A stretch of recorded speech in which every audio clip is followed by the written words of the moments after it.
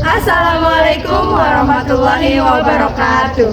Kami dari kelompok 1 akan membahas mengenai materi tentang cardiovascular disease. Perkenalkan, saya Intan Yuliana Dewi dengan NPM 009. Perkenalkan, saya Kesa Anggreni dengan NPM 010. Perkenalkan, nama saya Bunga dengan belakang NPM 005. Perkenalkan, nama saya Amanda Damayanti dengan NPM 03. Apa itu cardiovascular disease? Cardiovascular disease merupakan penyakit yang menyerang jantung dan pembuluh darah.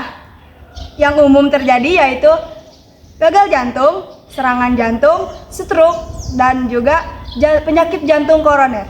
Gagal jantung adalah kondisi di mana jantung tidak mampu memompa darah secara efisien untuk mempengaruhi kesehatan tubuh. Bukan berarti jantung berhenti bekerja. Ada beberapa penyebab gagal jantung, di antaranya itu hipertensi sama koroner. Jenis gagal jantung itu ada 3. Yang pertama, gagal jantung kiri. Gagal jantung kiri itu memompa darah yang cukup ke seluruh tubuh untuk menyebabkan penumpukan cairan di paru-paru. Yang kedua, ada gagal jantung kanan, yaitu tidak mampu memompa darah ke paru-paru dengan baik, menyebabkan penumpukan cairan di kaki, perut, dan hati. Yang ketiga, ada gagal jantung kongestif. Ini tuh istilah yang sering digunakan ketika ada penumpukan cairan di berbagai bagian tubuh akibat gagal jantung. Beberapa gejala dalam gagal jantung. Yang pertama itu ada sesak nafas, yang kedua ada kelelahan, terus pembengkakan di kaki, di bagian pergelangan kaki, dan di perut. Selanjutnya ada batuk terus-menerus atau mengi, dan yang terakhir itu denyut jantung cepat atau tidak teratur. Penyebab gagal jantung itu seperti penyakit jantung koroner, hipertensi, diabetes, penyakit katup jantung, dan kardiomiopati. Pengobatan gagal jantung juga dibagi menjadi 3 bagian. Yang pertama itu perubahan gaya hidup, seperti mengurangi asupan garam, olahraga ringan, dan menghindari alkohol atau rokok. Yang kedua ada obat-obatan, di mana diuretik, beta blocker, inhibitor, dan juga lain-lain. Yang terakhir ada prosedur medis, yaitu pemasangan pacemaker, operasi katup jantung, atau transplantasi jantung pada kasus yang sangat parah. Menurut dari 2000 sampai 2019 dari WHO, kematian nomor 1 di dunia adalah penyakit jantung. 4 dari 5 kematian akibat dari serangan jantung.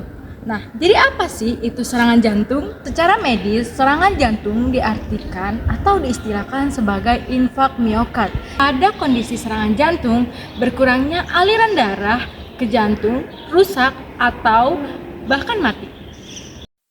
Nah, apa sih faktor risiko serangan jantung? Yang pertama yaitu hipertensi.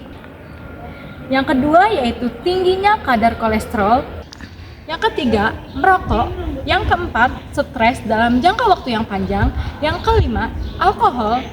Yang keenam, yaitu jarangnya aktivitas fisik, obesitas, dan faktor genetik. Tanda awal serangan jantung yaitu dada terasa sesak dan sakit dalam jangka waktu beberapa menit, dan kadang hilang dan kembali lagi. Yang kedua, yaitu rasa tidak nyaman pada area tangan, punggung, leher, rahang, atau perut. Yang ketiga yaitu keringat dingin, mual, dan pusing. Apa yang harus kita lakukan jika kita atau orang di sekitar kita mengalami serangan jantung? Yang pertama yaitu tenangkan diri dan jangan panik. Yang kedua yaitu meminta orang terdekat untuk menghubungi IGD terdekat yang ada di sekitar tersebut. Yang ketiga yaitu longgarkan pakaian. Yang keempat yaitu duduklah dengan posisi yang nyaman. Stroke merupakan kondisi di mana aliran darah berhenti ke otak. Ini menyebabkan sel-sel otak mati. Karena kekurangan oksigen, ini bisa menyebabkan kelumpuhan, kecacatan, atau kematian jika tidak ditangani dengan tepat.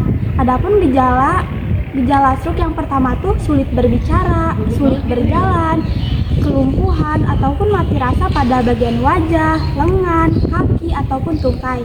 Ada 3 jenis stroke. Yang pertama, stroke iskemik. Ini tuh terjadi karena pembuluh darah di otak mengalami penyumbatan. Umumnya stroke ini sering terjadi. Yang kedua ada stroke hemoragik. Ini terjadi karena pecahnya pembuluh darah di otak menyebabkan pendarahan. Yang ketiga ada stroke ringan. Ini tuh merupakan gangguan sementara. Ada juga cara pencegahannya. Yang pertama, kendalikan kadar gula dan tekanan darah. Yang kedua, jaga pola makan dan pola tidur. Yang ketiga, hindari mengonsumsi alkohol dan hindari merokok. Ada juga asupan gizi untuk stroke. Yang pertama, batasi konsumsi garam. Yang kedua, diet kaya akan serat. Yang ketiga, hindari makanan yang beralkohol. Yang keempat, konsumsi sayuran dan buah-buahan. Yang kelima, konsumsi protein yang seimbang. Dan yang keenam, hindari makanan yang tinggi gula dan tinggi garam. Penyakit jantung koroner disebabkan karena adanya gangguan pada otot jantung yang menyebabkan otot jantung kekurangan darah. Ini bisa dibedakan menjadi dua, yaitu ada angina pectoris dan infark miokard. Angina pectoris adalah rasa nyeri yang terjadinya kerusakan pada arteri koronaria yang tersumbat dan menyempit. Biasanya terjadi pada dinding pembuluh darah. Karena adanya penyempitan di arteri koronaria, sel jantung tidak lagi mendapatkan suplai darah yang cukup, atau disebutnya iskemik. Iskemik ini biasanya nyeri dari dada kiri sampai bahu kiri. Angina pectoris ini bisa dibagi menjadi dua, yaitu ada angina pectoris stabil yang nyerinya saat aktivitas, dan angina pectoris tidak stabil yang nyerinya saat aktivitas dan istirahat. Jika penumbukan lemak di arteri koronaria terus menerus akan mengakibatkan otot jantung kekurangan darah dan jantung tersebut akan mati. Yang lebih parahnya akan mengalami infark miokard atau serangan jantung. Infark miokard dibedakan menjadi dua, ada ST elevasi miokard infark dan non ST elevasi miokard infark. Untuk membedakan keduanya perlunya pengecekan EKG dan pengecekan pada lead jantung. Gejala penyakit pada jantung koroner diantaranya ada sakit kepala, pusing, nyeri dada, berdebar-debar, mual muntah, sesak napas. Faktor risiko penyakit jantung koroner dibedakan menjadi dua, ada yang bisa dimodifikasi dan tidak bisa dimodifikasi.